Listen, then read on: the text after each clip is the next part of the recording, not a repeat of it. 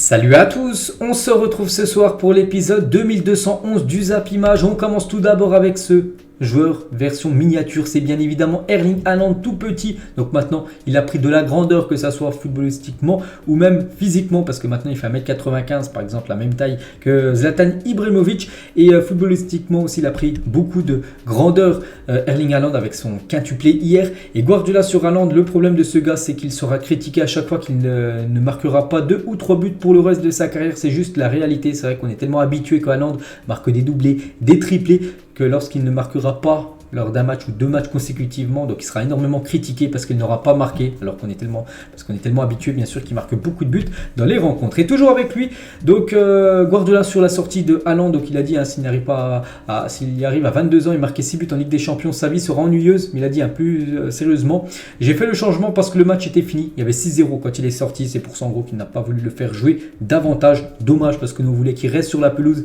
et qu'il batte ce record historique du nombre de buts inscrits sur une rencontre de Ligue des Champions, qui est actuellement le record 5 avec Luis Adriano et Messi. Et il aurait marqué ce 6e but, ça aurait été un record.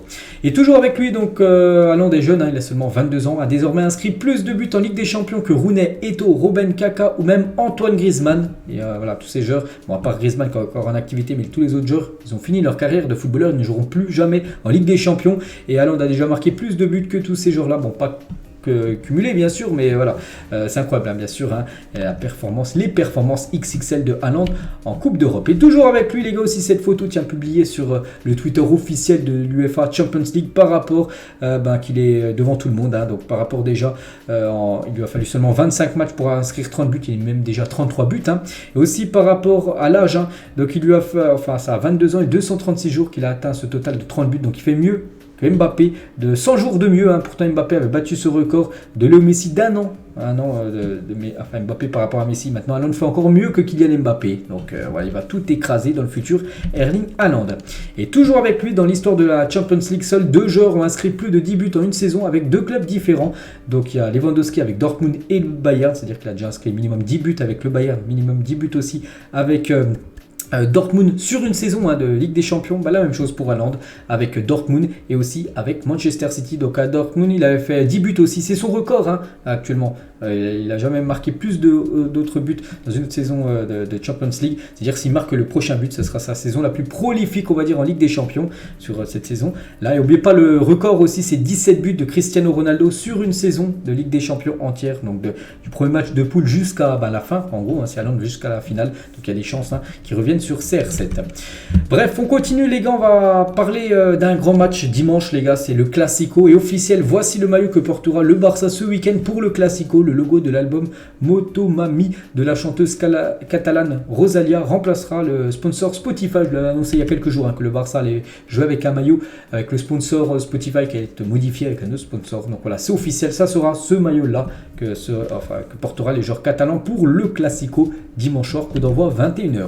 Et toujours avec le Barça, vous savez que le Barça a une grande défense, un grand gardien, et Ter Stegen c'est lui bien évidemment qui a le plus de clean sheets sur cette saison 2022-2023, 19 clean sheets, donc il devance de 4 clean sheets de plus le gardien Pro Vedel, le gardien de la Lazio, lui qui en a réalisé quand même 15 cette saison en Serie A, donc pas mal. On peut voir Diouf aussi, le gardien de Reims, 12 clean sheets, vraiment très bien pour lui. Tiens, Donnarumma 11 clean sheets cette saison.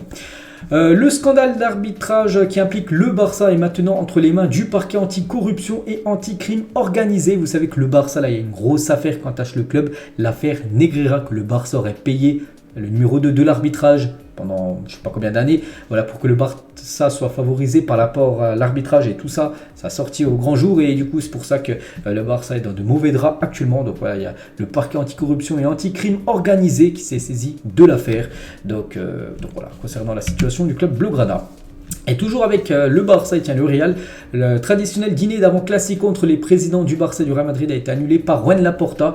Le président du Barça ne souhaite pas rencontrer Florentino Pérez avant le match, parce que normalement, à chaque fois quand il y a des Classicos, la veille, donc le président du Barça et du Real Madrid mangent ensemble, ils font un petit dîner ensemble. Donc là, il n'y en aura pas, hein, parce que vous savez qu'il y a une énorme tension actuellement sur le Barça. Et le Real Madrid, bien sûr, pousse pour que le Barça, bien sûr, ait des sanctions. Donc voilà, concernant la situation de ces deux clubs. Toujours avec le Barça, on va parler de Léo Messi. Les services juridiques du FC Barcelone et ceux de Léo Messi travaillent sur un éventuel retour de l'Argentin au Barça.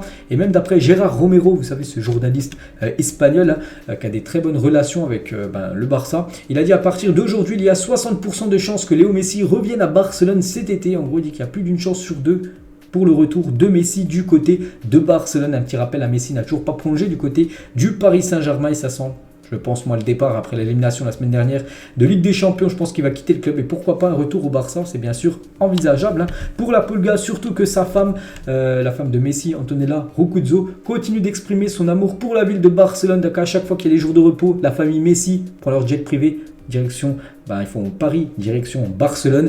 Et à chaque fois, elle met des stories Instagram avec des cœurs sur le film La vie de Barcelone. Donc elle a vraiment envie de retourner à Barcelone. Donc ça peut jouer bien sûr dans l'esprit de Léo Messi. Et toujours avec le Barça, on peut voir qu'ils ont ciblé, il y a combien, je crois, 7 joueurs. Ils ont fait une liste de 7 joueurs qu'ils aimeraient recruter l'été prochain. Donc il y a Léo Messi tout en bas, il y a Cancelo, Brozovic, Foyt, Gundogan, Bernardo Silva et Inigo Martinez. Donc ils ne vont pas recruter les 7, bien sûr, mais quelques joueurs de cette liste pourraient débarquer du côté du club Blaugrana. Et toujours avec Messi, donc on parle bien sûr de Barcelone, mais on parle aussi de l'Arabie Saoudite. Et Messi jouera en Arabie Saoudite s'il gagne plus que Ronaldo selon l'émission El Chiringuito TV. Donc le père de Léo Messi réclamerait 600 millions d'euros à l'équipe de Al Hilal pour que son fils y signe. On peut même voir Jorge Messi, le papa de Léo, qui est arrivé en Arabie Saoudite. On ne sait pas ce qu'il est parti faire. Je pense, voilà, s'il est parti en Arabie Saoudite, c'est peut-être pour parler avec les dirigeants de l'équipe de Al Hilal pour peut-être négocier l'arrivée de Léo Messi. On ne sait pas, mais après, voilà, il demande beaucoup d'argent. Rendez-vous compte, 600 millions d'euros. Je ne sais pas, je pense pas que c'est à l'année. C'est impossible de toucher un salaire comme ça. Donc voilà, bien sûr, on ne sait jamais, les gars. C'est avec Ronaldo. Si Ronaldo allait en Arabie Saoudite, Messi peut aussi, bien sûr, aller du côté de ce championnat saoudien. On revient les gars, 6 ans jour pour jour en arrière, c'était un 15 mars et l'AS Monaco se qualifiait pour les quarts de finale de la Ligue des Champions contre Manchester City, score cumulé 6-6. Je crois qu'il y avait combien? Il y a eu 3 au retour pour l'AS Monaco et au match aller il y a eu 5-3. Donc vu que le but à l'extérieur comptait, vu que Monaco avait ils avaient perdu 5-3 mais ils avaient marqué 3 buts à l'extérieur, du coup c'est eux qui avaient été qualifiés, ils avaient éliminé l'équipe de Manchester City. Et lors de ce tour, je crois que c'était le match avant, Mbappé avait marqué son premier but de sa carrière en Champions League. Et tiens, en parlant d'Mbappé, les gars, c'est officiel, Mbappé remporte le trophée UNFP du joueur du mois de février en Ligue 1. C'est déjà le 9e qu'il a remporté depuis le début de sa carrière dans le championnat français. Et le 2e cette saison, félicitations à Kylian. On va parler de Cristiano Ronaldo, devrait être présent au Grand Prix de Formule 1 de Jeddah ce week-end. C'est le Grand Prix d'Arabie Saoudite qui a lieu, je crois que c'est dimanche après-midi. Et en effet, son contrat avec Al Nasser contiendrait une clause qui l'obligerait à être présent lors du Grand Prix d'Arabie Saoudite. Donc voilà, il sera présent. Bon, il ne va pas conduire bien sûr, mais voilà, il sera sur le circuit, pour certainement prendre des photos, pour se montrer surtout. Donc voilà, c'était une clause qu'il avait dans son contrat. Luka Modric, par rapport à Cristiano Ronaldo, est le meilleur joueur avec qui j'ai jamais joué. Voilà pour Modric, c'est Ronaldo le meilleur avec qui il a pu avoir comme coéquipier. Il a également dit l'équipe de Luka Modric pour un 5 sans gardien. Il a dit Ramos, Cristiano Ronaldo, Kroos, Gareth Bale et je dirais Rakitic parce que je ne peux pas mettre que des joueurs du Real Madrid, mais bien sûr je pense aussi à Casemiro et Benzema qu'il aurait pu mettre dedans, mais bon, il faut faire des choix et il a fait ces choix là. On va parler de l'équipe de l'AC Milan. Donc c'était lundi soir, c'était avant-hier soir, l'AC Milan a fait un partout contre la Salernitana. Voilà, c'est cette équipe italienne, j'ai eu du mal à le dire. Bref, aucun joueur italien ne faisait partie du 11 de départ du Milan AC pour le match contre Salernitana. Il s'agit d'une première en Serie A dans l'histoire du club de l'AC Milan, fondé en 1899. Jamais c'est arrivé que le 11 de départ contienne aucun joueur en gros italien. Voilà, donc petite info concernant cette équipe milanaise. On va parler de QSI, propriétaire du PSG, souhaiterait racheter 51% des parts du club de Malaga, une équipe de D2 espagnole en plus très mal classée. Ils vont peut-être même descendre en 3e division espagnole. Pourtant ils jouaient comme la Ligue des Champions il y a quelques années, Malaga, mais pourrait se faire racheter pour seulement 9 millions d'euros. Voilà, pour 9 millions d'euros, QSI BSI pour avoir 51% du club espagnol. Actuellement, je dis, dans la zone rouge de la Liga 2, donc la deuxième division espagnole. On va parler de Kimpembe. 2 personnes soupçonnées d'avoir participé au cambriolage du domicile de Kimpembe en novembre dernier ont été placées en garde à vue ce mardi, donc hier. Le préjudice s'élèverait à 5 000 euros plutôt. Donc voilà, bon, ils sont en garde à vue. Il y aura certainement un procès. Voilà, concernant Kimpembe, on lui souhaite lui bon rétablissement, mais pas qu'il est blessé jusqu'à décembre. Hier soir, Arsenal a tout raflé lors de la cérémonie des London Football Awards. En gros, c'est les meilleurs joueurs du côté de Londres, donc il y a quand même les joueurs d'Arsenal, les joueurs de Chelsea, les joueurs de Tottenham, voilà tous les clubs du côté de Londres, mais bon c'est Arsenal qui a tout raflé, comme Mikel Arteta, meilleur coach, Odegaard, meilleur certainement milieu, Bukayo Saka, meilleur joueur peut-être voilà, de Londres, et Ramsdale, donc le meilleur gardien, donc voilà, ils ont tout raflé, les Gunners. Victime d'un malaise ce week-end avec Mallorca, Tino Kadewere va mieux, l'ancien lyonnais, qui est un joueur maintenant de cette équipe de Majorque. Donc il est sorti, il avait très mal, il est parti, il avait très mal au ventre, il est parti hospitalisé à l'hôpital. Son club indiquait qu'il souffrait d'une gastro-entérite aggravée par l'effort. Donc voilà, tout va mieux, on va dire, pour Tino Kadewere. Lyon et le Stade Rennais sont intéressés par Nabil Bentaleb, le joueur algérien de l'équipe de Angers. Angers, on sait que ça va jouer en Ligue 2 la saison prochaine. Et ils devraient perdre quasiment leurs meilleurs joueurs. Il y en a quelques-uns du côté d'Angers, dont lui et Lyon. Et Rennes s'intéresse à son profil.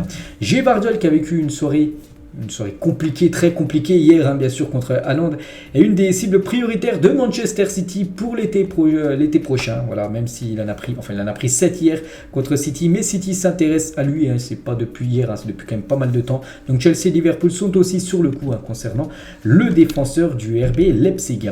Marotta, le directeur sportif de l'Inter, il a dit un accord avec Lukaku, il va retourner à Chelsea, c'est un prêt sec, ça fait partie de l'accord. N'oubliez pas que Lukaku, c'est un joueur de Chelsea prêté à l'équipe de l'Inter Milan. Et en gros, du côté de l'Inter, ne compte pas le conserver. En gros, à la fin de son contrat, fin de son prêt, on va dire, donc au 1er juillet, il retournera du côté de Chelsea. Donc Chelsea aura encore un nouvel attaquant. Il y a déjà Aubameyang, il y a Félix qui est arrivé. Il y a tellement de joueurs dans le secteur offensif. Ils vont rajouter en plus Lukaku qui va revenir de son prêt. Chelsea et le Bayern ne sont pas intéressés par Marcus Thuram. Marcus Thuram qui va quitter l'équipe de Gladbach en fin de saison, libre de tout contrat cet été. Où voyez-vous signer l'attaquant français? Je ne sais pas, j'en sais rien. Je sais qu'il y a le Barça, eux, qui sont bien intéressés pour signer le fils de Lilian Thuram. Marco Silva serait le principal prétendant pour succéder à Antonio Conte sur le banc de Tottenham. C'est que Conte du côté de Tottenham, il peut sauter à tout moment. Donc on annonce lui, on annonce aussi peut-être le retour de Pochettino, donc aussi ou même Paulo Fonseca. Je dis le coach lillois qui est aussi pressenti pour être sur le banc de Tottenham. Voilà, Tottenham devrait quand même changer de coach, surtout par rapport à l'élimination en Champions League de la semaine dernière. Changeriez-vous tout ce qui s'est passé dans votre carrière depuis le mondial de 2018? Donc c'est un journaliste qui a posé ça à Eden Hazard. Hazard, il a dit: j'aurais pu passer de l'autre côté pour éviter le contact avec Thomas Meunier et la blessure. Souvenez-vous, cette blessure qu'il a eue, c'est ce qui a pratiquement aggravé, on va dire, sa carrière du côté du Real, parce qu'à cause de cette blessure, il a été opéré après. Puis après, quand il est revenu, sa blessure, jamais il a retrouvé son état de forme. En gros, il dit que s'il aurait pu changer quelque chose depuis son arrivée, peut-être qu'il ne serait pas au contact avec Thomas Meunier lors de ce PSG Real Madrid, là où a été victime de la blessure pour Eden Hazard. Mais c'est mon histoire, mon destin, et bien sûr, voilà ce qu'a pu dire le joueur belge. L'arbitre de la finale de la Ligue des Champions de 2016, étant entre le Real Madrid et l'équipe de l'Atlético Madrid, admet qu'il y a eu des irrégularités et des erreurs pendant le match. Il s'appelle Mark Clattenburg, donc c'est un ancien arbitre anglais, je crois qu'il n'arbitre plus maintenant, a reconnu avoir sifflé un penalty pour l'Atlético Madrid pour compenser un but hors jeu accordé au Real Madrid. Le Real Madrid avait marqué un but hors jeu, mais avant il n'y avait pas la VAR, donc voilà, ça a été une erreur de l'arbitre assistant. Et du coup, ils avaient vu ça à la mi-temps et du coup, ils avaient accordé un penalty à l'Atlético, un penalty très gentil aussi donné pour contrebalancer, on va dire, l'erreur du but hors jeu. On va dire donné au Real Madrid.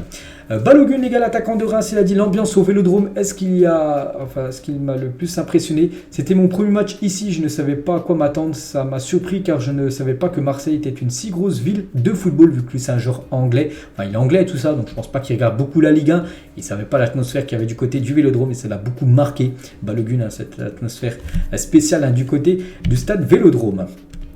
Donc là on arrive dans la dernière photo les gars, donc ce soir Real, Liverpool, Naples, Francfort. bonne soirée à vous, je pense que vous allez regarder les matchs. N'oubliez pas que les gars, je ferai un débrief, Real Liverpool dès la fin de la rencontre sur ma chaîne BizBiz Real Madrid. Et on finit cet épisode, puisqu'on ne va pas durer trop longtemps vu qu'il y a des matchs tout à l'heure là.